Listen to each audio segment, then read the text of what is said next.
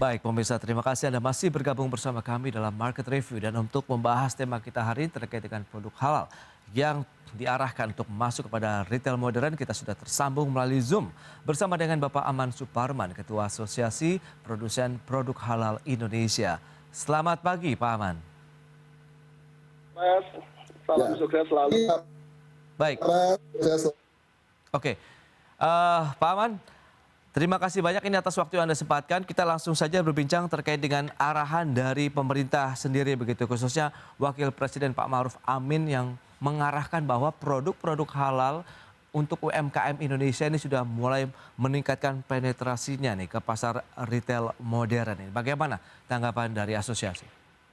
Ya, betul. Terima kasih sebelumnya Pak Pras. Kita tanggal 24 Mei, tepatnya hari Rabu, melaksanakan event Halal Industry di Tamrin City bersama Pak Wapres. Di situ disepakati kerjasama Aprindo sebagai Asosiasi Retail Indonesia berkomitmen terhadap pemerintah bahwa produk UMKM halal itu harus masuk ke retail modern.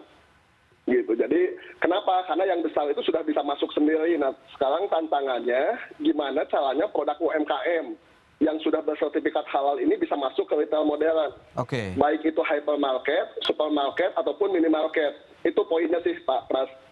Baik, kalau kita lihat dengan arahan seperti ini, kemudian teman-teman dari Aprindo sudah memberikan lampu hijau, next step-nya apa nih Pak Aman? Yang juga ini mungkin apakah sosialisasi sudah tersebar cukup luas juga nih untuk pelaku UMKM kita?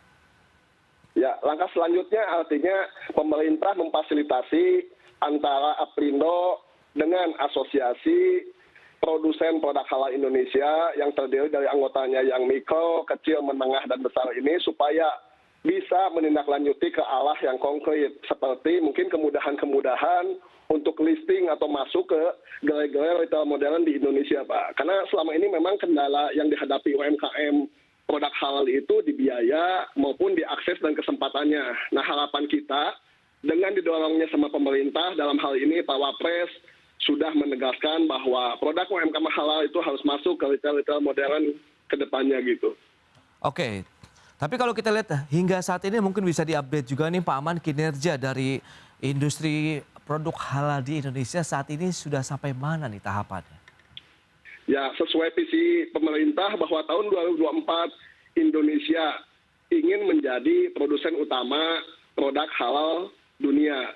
Nah, sekarang bicara ekspor, kita tentu bicara juga industri dalam negeri. Harapannya, program sertifikasi yang digagas pemerintah itu yang dalam waktu 1 tahun ini ditargetkan 10 juta ini menjadi concern kita. Karena pada saat di lapangan memang yang membedakan UMKM umum dan UMKM halal itu disertifikasi gitu. Jadi harapannya jangan sampai ada produk-produk UMKM yang bikin logo halal sendiri. Kenapa? Karena secara mandatori sudah ada Undang-Undang JPH. Sekarang BPJPH, kemarin ketemu dengan Pak Akil yang luar biasa juga, komitmennya mempermudah UMKM untuk mendapatkan sertifikat. Ada yang program reguler untuk yang besar, yang menengah, yang kecil, maupun program sehati untuk yang mikro atau self declare. Nah, harapannya mungkin pemerintah melakukan evaluasi nanti di semester 1 ini, bahwa salah satu syarat UMKM halal untuk masuk ke retail modern itu disertifikasi. Nah, jangan sampai kemarin kita juga melaksanakan FGD di Jogja bersama Kementerian Perindustrian ya. Di situ ada PPIH. Ternyata kendala di lapangan dengan transisinya sertifikasi ini dari LPPOM ke BPJPH, kita mengalami kendala di proses audit maupun di sertifikasi. Nah, itu mungkin yang menjadi concern. Kalau komitmen dari retail modern sudah bagus sih, kemarin Pak Roy sebagai Ketua Aprindo sudah berkomitmen, tinggal mungkin ditindaklanjuti dengan langkah-langkah ke supermarket maupun ke minimarket yang jumlahnya lebih masif Pak. Gitu. Saya catat ini jumlahnya sudah luar biasa ya di 21 ini, 18.021. 271 itu cuma satu brand aja. Ada brand lagi yang 14.971. Ini artinya market atau opportunity market yang besar buat UMKM untuk memenuhi kebutuhan halal masyarakat Indonesia gitu. Itu Baik, Pak Pras poinnya. Ya, tapi kalau kita lihat kan memang logo halal ini menjadi satu keharusan ya untuk produk-produk UMKM kita, layak dikonsumsi tidak hanya untuk masyarakat Indonesia tapi secara global begitu. Karena tadi Anda katakan ekspornya juga sudah semakin membaik, kemudian produk yang tersertifikasi halal 18 ribuan begitu. Dan tadi proses dari kendala yang dihadapi saat ini, audit kemudian verifikasi sendiri, ini apakah akan ada solusi dalam jangka pendek begitu Pak Aman? Ya, jangka pendek BPJPH terus menggencarkan sosialisasi maupun FGD.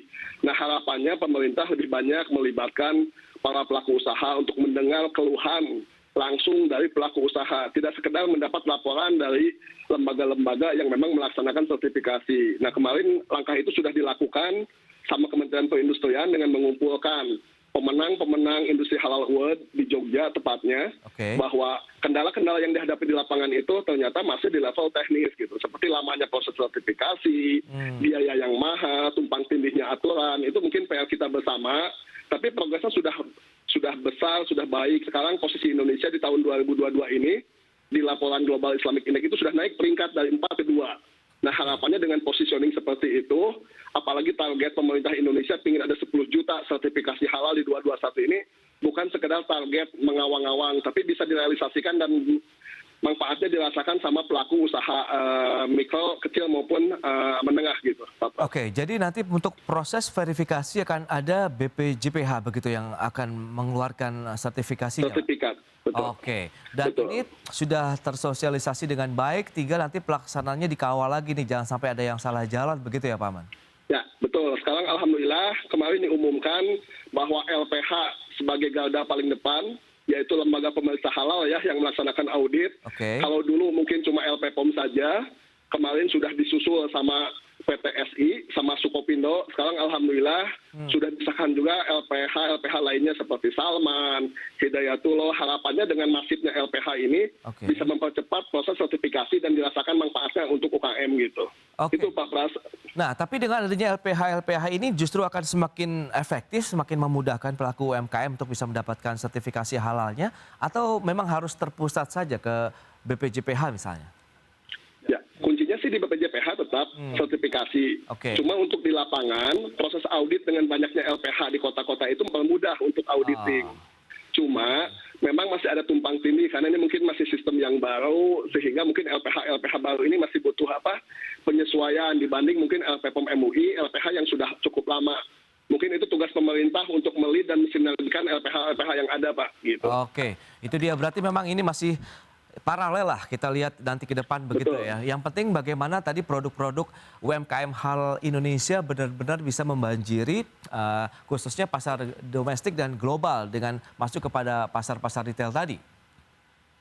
Betul Pak, jadi harapannya concern pemerintah bahwa kita bicara ketahanan ekonomi, harapannya produk UMKM halal ini menjadi ketahanan ekonomi masyarakat di tengah gonjang-ganjingnya kondisi politik di makro yang lagi tidak bagus. Dengan dimudahkannya UMKM halal masuk ke retail modern, ini channeling yang mudah diakses sama masyarakat dan untuk mengamankan ketahanan ekonomi kita khususnya di bidang pangan gitu.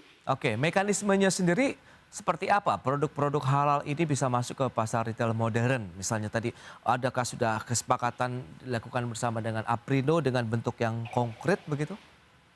Ya, artinya setelah MOU atau seremoni dilakukan tindakan konkret dengan menggandeng pelaku usaha. Dalam hal ini dikoordinasi sama asosiasi supaya biaya ataupun proses yang cukup rumit ataupun mungkin yang cukup besar ini bisa diantisipasi. Seperti halnya yang sudah masuk produk-produk UKM di gerai-gerai yang ada di Indomaret atau Alfamart ataupun di gerai-gerai lainnya. Nah, harapannya dengan masuknya UMKM halal ini yang sudah tersertifikasi, ini bentuk pelayanan terhadap konsumen.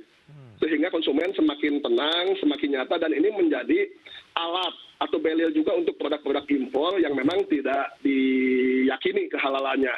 Jadi tidak akan ada lagi masalah produk-produk impor yang dipermasalahkan kehalalannya menjadi masalah di kemudian hari. Gitu. Nah jenis dari produk-produk halal tadi yang harus memiliki sertifikat halal sendiri itu apa saja Pak? Yang pertama, yang paling umum memang masih di sekitar halal food. Artinya makanan ini menjadi basic ya, food and beverage, artinya makanan dan minuman. Yang kedua, sekarang sport fashion juga sudah masuk. Di antaranya mungkin kaos kaki, kaos dalam, itu produk fashion yang memang termasuk nomenklatur fashion halal. Yang ketiga, kosmetik. Seperti kita ketahui, sebagian masyarakat itu sudah mulai membelanjakan kosmetik ataupun farmasi itu di retail-retail modern gitu. Jadi 4 kategori tadi yang memang umum dijual di retail-retail modern, yang harapannya kesempatan itu juga dibuka bagi UMKM yang sudah bersertifikasi halal gitu. Nah, yang belum di antara 3 kategori tadi yang akan didorong lagi nih oleh teman-teman asosiasi, kemudian pemerintah sendiri yang bagian mananya nih? Jadi yang akan kita dorong itu sebenarnya lebih ke kesempatan ataupun perlakuan yang adil. Adil itu dalam artian perlakuan terhadap industri besar, misalkan merek kosmetik tertentu, tentu dikasih kesempatan terhadap produk kosmetik UMKM yang sudah bersertifikasi. Baik. Nah, makanan pun sama gitu. Karena kalau yang besar sih anggota kita relatif sudah bisa masuk ya, mengakses dan mendapatkan benefit. Justru kita mau dorong di mana UMKM ini masuk dengan kemudahan-kemudahan, dengan fasilitasi yang diberikan pemerintah maupun retail untuk mendukung ekonomi dalam negeri dalam hal ini UMKM halal gitu Pak Pras. Oke, dan sejauh ini kemudahan dan fasilitas yang diberikan oleh para pemilik tadi retail modern, apakah sudah sesuai harapan? Kita akan bahas di segmen berikutnya, Pak Aman. Kita akan jeda sebentar. Baik, pemirsa, kita lanjutkan kembali perbincangan bersama dengan Bapak Aman Suparman. Baik, Pak Aman, kita akan lanjutkan kembali perbincangan kita hari ini. Tadi tertunda adalah bagaimana Pak kondisi realnya di lapangan begitu. Apakah kemudahan-kemudahan yang diberikan oleh retail modern tadi untuk produk-produk halal UMKM kita benar-benar sudah terbuka lebar atau masih ada bottleneck yang perlu segera dipecahkan begitu? Terima kasih Pak Pras. Tentu permasalahan komitmen di level kebijakan kemarin sudah disampaikan bahwa sudah ada komitmen dari Ketua Aprindo ya, mewakili Asosiasi Retail dengan pemerintah bahwa akan membuka akses dan ngasih fasilitas biaya yang kompetitif untuk produk UMKM. Nah, di lapangan, seperti contohnya target pemerintah itu 10 juta dengan berbagai kemudahan. Tapi fakta di lapangan, sampai saat ini data yang kita terima, baru 16.297 yang sudah tersertifikasi halal. Okay. Nah, jadi masih jauh, ini tantangannya masih besar gitu. Nah, untuk masuk ke retail, seperti kita ketahui, ada namanya listing fee. Artinya biaya masuk terhadap retail modern itu cukup besar. Ini yang harus dibantu dan difasilitasi. Tentu dengan sekarang menjamurnya mungkin tadi disampaikan ada 18.000 lebih di satu brand saja ya. Mungkin brand lain ada yang 14.000. Okay. UMKM itu tidak akan sanggup untuk mensuplai semua. Tentu butuh klaster, tentu butuh pembinaan. Jadi nggak mungkin UMKM bisa masuk ke seluruh retail modern kalau diwajibkan seperti itu. Tentu dengan biaya yang sangat besar dan tidak mungkin tergapai. Jadi harus dibikin percontohan. Seperti awal-awalnya produk UMKM itu masuk ke retail modern, sekarang dengan produk halal itu bisa difasilitasi dan dikawal terus. Nanti masyarakat akan merasakan manfaatnya, melihat langsung apakah produk UMKM halal itu sudah ada di retail modern atau enggak. Nah, ini butuhnya feedback ke pemerintah biar beritanya yang baik saja gitu kan ke pemerintah gitu. Jadi biar di lapangan matching. Iya, gitu. iya. Berarti sesuai harapan dengan kenyataan begitu ya Pak Aman ya yang dia. Ya, betul. Itu harapan kita semua bagi pelaku usaha, Pak, gitu. Ya, tapi kalau kita lihat dengan biaya untuk masuk tadi, ini sejauh mana ini memberatkan bagi pelaku UMKM? Apakah kemarin juga sempat dibicarakan pada saat pertemuan dengan Aprindo yang juga bersama dengan Wakil Presiden begitu Pak Aman? Ya, artinya kendala kita memang di biaya dan di skala, Pak, skala ekonomi. Artinya kebijakan retail modern itu tentu mereka memikirkan namanya skala ekonomi. Seperti mungkin tadi ada namanya minimarket. Ada minimum toko yang harus dimasuki. Ada biaya 3 bulan yang harus dibayar di awal. Jadi kalau kita mengikuti pola normal, tentu UMKM itu tidak akan bisa masuk, Pak. Gitu. Jadi harapan saya, kalau yang besar sih mungkin dengan budget, dengan volume yang besar sudah bisa masuk. Nah, harapan pemerintah terus mendorong dan memastikan lewat asosiasi ataupun lewat ekosistem yang sudah ada bahwa produknya itu masuk gitu. Jadi tadi ada makanan, ada minuman, itu food and beverage yang paling umum.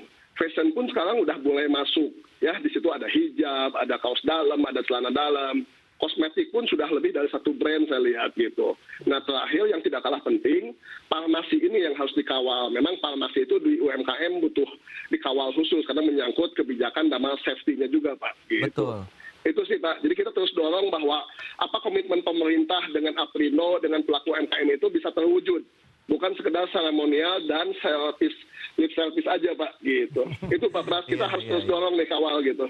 Baik, itu dia memang nampaknya tugas bersama begitu untuk mengawal komitmen karena ini kepentingan untuk masyarakat luas pelaku UMKM yang tersebar dan menjadi salah satu tulang punggung juga ya roda perekonomian nasional begitu. Tapi kalau kita lihat yang dibutuhkan adalah actionnya. Nah, lantas bagaimana nih nextnya dari kesiapan pelaku UMKM-nya, kemudian produk-produk UMKM yang harus bersertifikasi halal, apakah memang sudah memenuhi standar kualitas yang diinginkan dari retail modern kah atau standar dari mungkin BPJPH sendiri untuk persyaratan halal tadi?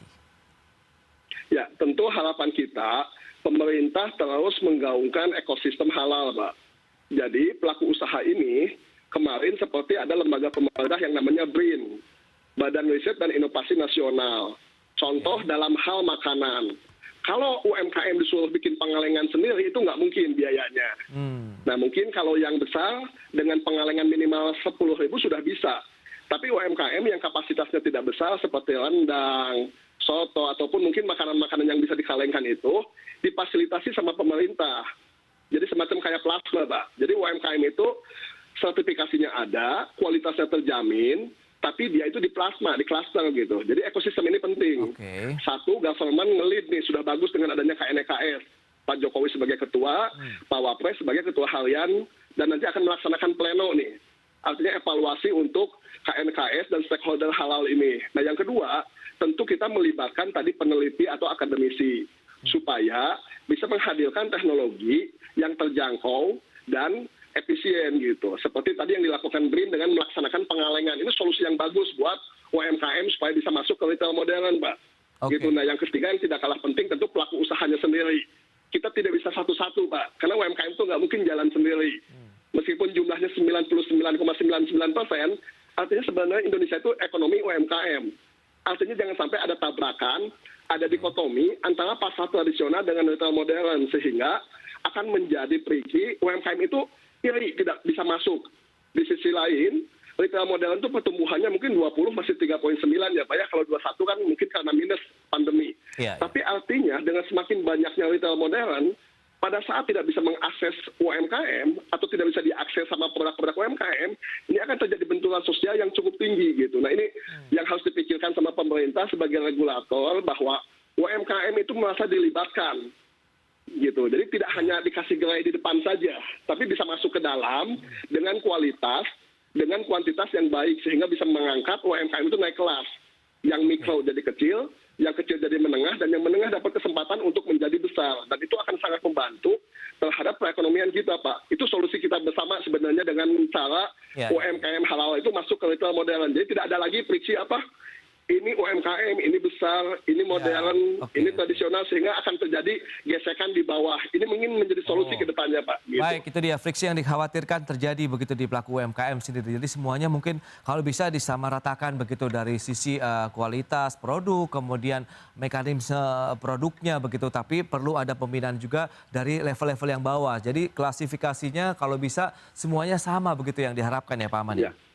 Betul, Pak Pras gitu. Oke, terakhir Pak, harapan Anda untuk produk-produk UMKM yang tadi masuk ke retail modern ini bagaimana ke depannya? Harapan kita tentu wacana atau rencana yang digaungkan pemerintah itu bisa terrealisasi, Pak. Sehingga anggota kami yang notabene banyaknya itu UMKM bisa menikmati akses ke retail modern sehingga meningkatkan kinerja usahanya.